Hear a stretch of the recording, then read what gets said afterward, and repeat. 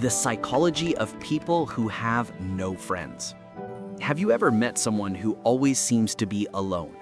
No group photos, no weekend hangouts, no constant texts lighting up their phone.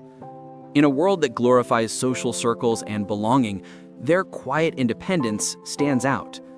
People often label them as lonely, strange, or antisocial, but psychology says there's much more beneath that stillness. Being friendless doesn't always mean isolation. Sometimes it reflects deep introspection and selective connection. Let's break down the real psychology behind people who walk their path alone and why solitude can reveal a rare kind of strength. Selective energy, not isolation. People who have few or no friends often guard their energy with care. They've learned that not everyone deserves access to their peace. It's not rejection, it's protection. They prefer a few meaningful moments over endless small talk. Their solitude is a filter, not a flaw. They recharge in silence rather than social chaos.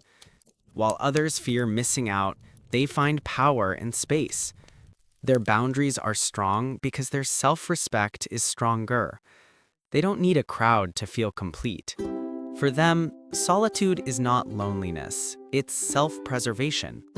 Deep self-reflection. People with few friends often turn inward, exploring their thoughts more deeply than most. They analyze emotions instead of distracting themselves from them. They build their identity through observation, not imitation. Alone time becomes their classroom for understanding themselves.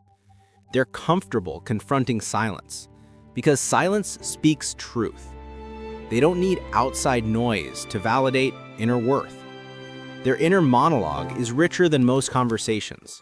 They think deeply before they connect deeply. Their self-awareness grows because they listen, even to themselves. Time alone sharpens their mind, like reflection polishes a mirror. Emotional independence. They don't rely on others to regulate their emotions. Their calm comes from within, not from constant reassurance. They've learned to enjoy their own company.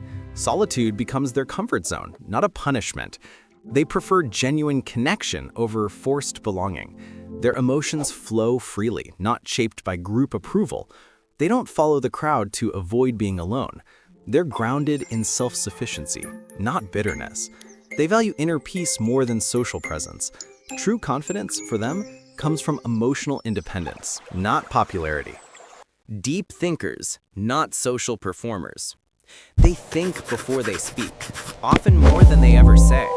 Their silence hides worlds of imagination and understanding. They process before reacting and reflect before judging. They live by authenticity, not performance. Psychologists call this internal validation, the ability to seek truth rather than applause.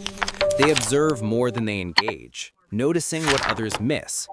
Their depth makes small talk feel shallow. They'd rather listen than compete for attention. They measure connection by meaning, not quantity. To them, solitude is thinking space, not social failure. The truth about loneliness.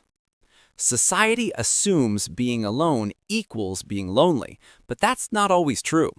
Many people with no friends feel fulfilled in their solitude.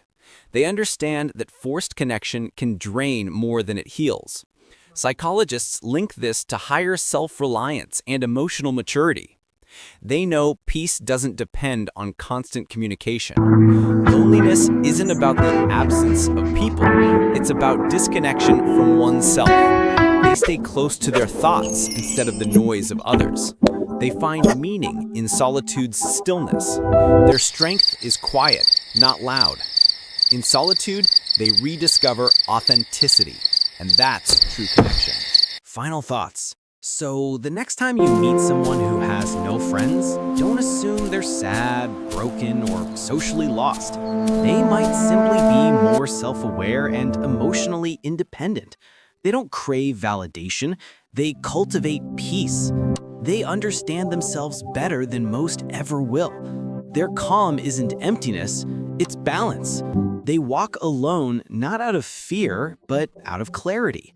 Their solitude is sacred, not shameful. In a world addicted to attention, their silence is wisdom. That's the quiet psychology of those who walk their path alone, not lonely, but whole.